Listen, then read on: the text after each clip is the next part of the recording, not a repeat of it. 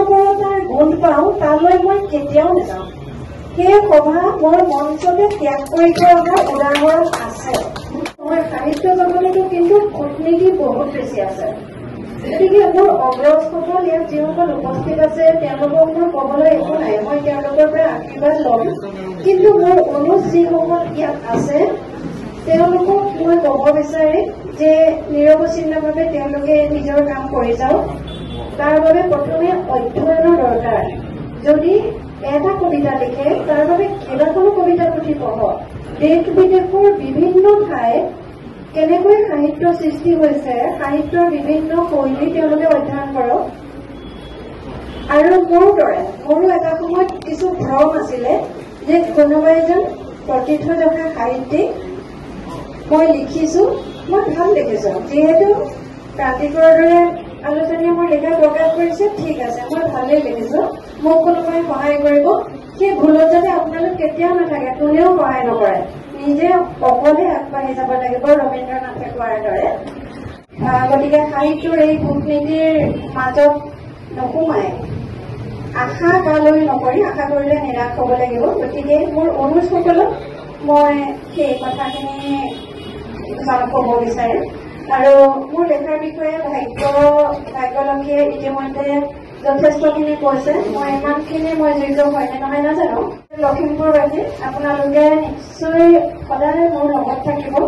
আপোনালোকৰ জীয়ৰী মই, আপোনালোকৰ বোৱাৰীও মই। কিন্তু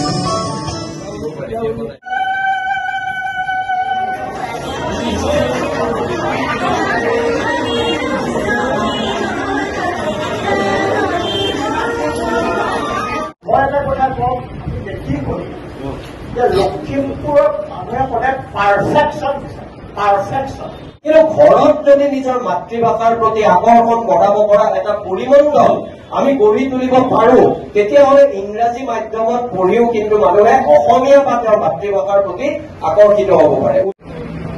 আজি মই সাহিত্যজ্যোতি বঁটাৰ বাবে নিৰ্বাচিত প্ৰখ্যাত লেখিকা অজন্তা বাইদেউৰ ওপৰত দুআষাৰ ক'বলৈ আগবাঢ়িছো।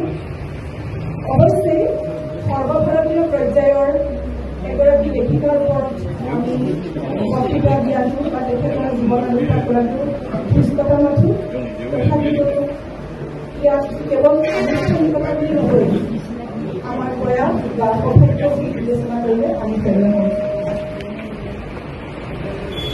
আচলতে সাহিত্যৰ পৃথিৱীত অজন্তা বাইদেউৰ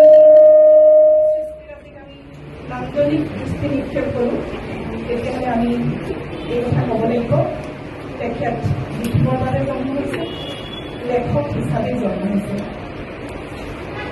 তেখেতৰ সৃষ্টিৰ জখলাত অকথিত হয়তো বহু কথা থাকিব পাৰে, কিন্তু আমাৰ হাতত যিখিনি তথ্য কৰিছে তাৰ আধাৰত তেখেতৰ জীৱন আৰু সৃষ্টিৰাজিৰ ওপৰত কিছু আলোকপাত কৰিবলৈ লৈছো। তেখেতে অৰুণাচল প্ৰদেশৰ ৰাজ্যিক সচিবালয়ত ব্যক্তিগত সচিব হিচাপে বৰ্তমান কৰ্মৰত। আৰু আমি যদি তেখেতৰ সাহিত্য জীৱনলৈ চাওঁ তেতিয়াহ'লে দেখিম যে তেখেতৰ প্ৰথম প্ৰকাশ পাইছিল, তেখেতৰ লেখা প্ৰথম প্ৰকাশ পাইছিল অসমৰ জনপ্ৰিয় আলোচনী প্ৰান্তিকত। তেখেতৰ উপন্যাসৰ ভিতৰত হৈছে যাযাবৰী যাত্ৰাৰ প্ৰেম, অৰুণাথ ছাৰ, ক্ৰেক সংগীপনে আৰু নীল আইলেণ্ডৰ নীলা। ইয়াৰে যাযাবৰী যাত্ৰাৰ প্ৰেম গ্ৰন্থখনি অসম প্ৰকাশন পৰিষদে প্ৰকাশ কৰিছিল আৰু অসম প্ৰকাশন পৰিষদৰ দ্বাৰা পুৰস্কৃত হ'বলৈ সক্ষম হৈছিল। আটাইতকৈ গুৰুত্বপূৰ্ণ দিশটো হৈছে কেৱল তেওঁ অসমীয়া ভাষাতে সাহিত্য কৰিছে, সৃষ্টি কৰিছে তেনে নহয়। অনুবাদ সাহিত্যত তেখেতৰ যথেষ্ট গঠন আছে। তেখেতে মহানিষ্ক্ৰমণ গ্ৰন্থখন হিন্দীৰ পৰা অসমীয়ালৈ অনুবাদ কৰিছে। ইয়াৰ উপৰিও গান্ধীজীৰ সত্যই ঈশ্বৰ সেই কিতাপখনো তেওঁ হিন্দীৰ পৰা অসমীয়ালৈ অনুবাদ কৰিছে। অসমৰ বহু আগশাৰী কাকত আলোচনীত তেখেতৰ একাধিক কবিতা প্ৰকাশ পাই আহিছে আৰু তেখেতৰ প্ৰকাশিত একমাত্ৰ কবিতাপুথিখন হৈছে হৃদয়ৰ ফুল। গল্পপুথিত যদি আমি দৃষ্টি নিক্ষেপ কৰি তেতিয়া আমি দেখিবলৈ পাওঁ তেখেতে কেইবাখনো গ্ৰন্থপুথি ইতিমধ্যে প্ৰকাশ কৰিছে।